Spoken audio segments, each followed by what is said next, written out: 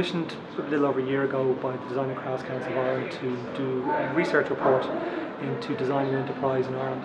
And as part of that research report, we're looking at mapping out where design practices are in Ireland, the different types of businesses, whether sole traders, limited companies, partnerships, etc., and the breakdown of the different design sectors that there are. As part of that process, I was also involved with a steering committee as part of the Department of Jobs, Enterprise and Innovation, which also was doing their own piece of research, and a company from the UK called CMI were also doing research in terms of what was called the non-intensive design sector. In plain English, that means clients who purchase design.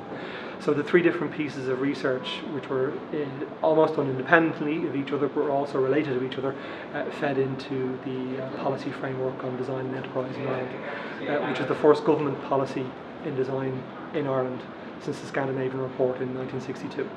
So it's quite a historic piece of research and quite a historic piece of government policy. So it's an incredibly important document, and it started to confirm a lot of things that people in design knew about design, but we now can confirm it. So, for example, the design industry in Ireland per capita is worth something similar to the design industry in the UK and our other European neighbours. So no longer is Irish design the poor cousin of design elsewhere in Europe. We're actually fighting a good battle, and we're fighting well above our weight.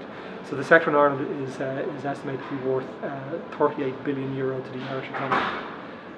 There's 48,000 designers working in practice in Ireland, so it's 2.5% of all of the total workforce in Ireland.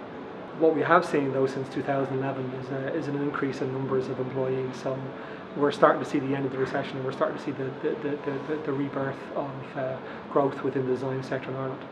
I think design is becoming more and more diverse. Long gone are the days where designers sat in their silos and did their own different things. So graphic designers sat over there, architects sat over there, engineers sat somewhere else. Now, you're finding that an awful lot of design practices are working collaboratively with other practices, and that's where we're starting to see the emergence of new design fields such as user experience design. So you've got interface designers and communication designers and brand designers and coders, but also coupled with user-centered design and psychology and user behaviour. That's an incredibly important and valuable tool both for design and for industry. Design gives a competitive advantage. So at a very, very basic level, and there's a thing known as the Danish design ladder, which measures where companies place design. And it goes from no design to strategic design. And design plays a huge important role in terms of branding and awareness of products and services for companies. So down to the basic example of you buy one pair of sneakers over another pair of sneakers to do exactly the same job, the design makes the difference there. Well, design education, like the design industry, is constantly developing. And we've seen that over the last number of years, which is the development of new master's level programs in interaction design and IT Carlow and other colleges that have followed on from that.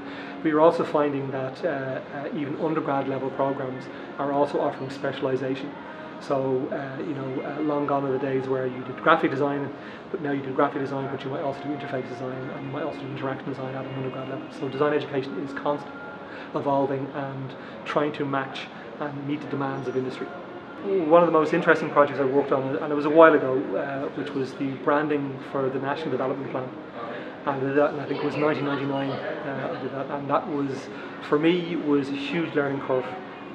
Not just developing a brand identity, but also in terms of developing the implementation of that brand identity and working out the brand guidelines, but also dealing with a government department and PR companies and having to deal with other designers as well. So that was a really interesting project for me. And if I still see the odd NDP sign on the signs and the roads going down, I says, yeah, I did that. I suppose every designer will say this, is the fact that people don't understand or appreciate the process of design. People have this notion that designers are either prima donnas or they just come up with ideas off the top of their head. Designers are neither prima donnas nor have that light bulb moment. Design is a very, very hard thing to do. It involves research, it involves prototyping, it involves testing, it involves iteration. So, Philippe Starck famously said that he came up with the juicy Stallaf, as if by magic. That's just a pure myth. he would have developed an awful lot of sketches and an awful lot of ideas in terms of how to come up with that juicer. In the same way, Raymond Loewy, who designed the brand identity for Exxon, figured out 77 different ways of putting those two X's together. He didn't do it out of some kind of sadomasochistic fetish. He did it out of a way of making damn sure that the solution he provided for the client was the correct one. So design takes time, it takes effort, and it's bloody hard. An interesting one that I come across in the last couple of weeks, which was a project that Front End have done with some postgraduate students. And they took masses of students that were doing interaction design or interactive media or related subjects, and they brought them together into a workshop. And the workshop was essentially a design thinking course on how to solve and deal with the migrant and refugee crisis on the frontiers of Europe, which is really interesting. And the feedback I got from the students was that they learned huge amounts from it, and each one had a very, very different approach. That was quite an interesting way of using design thinking. I think design, as I said earlier, is becoming more and more diverse. So designers are going to have to become more and more multifaceted. So no longer the days where you could just be a designer and that's it. Now you have to be a designer, and you have to be an entrepreneur. You have to be a strategist. You have to be a critical thinker.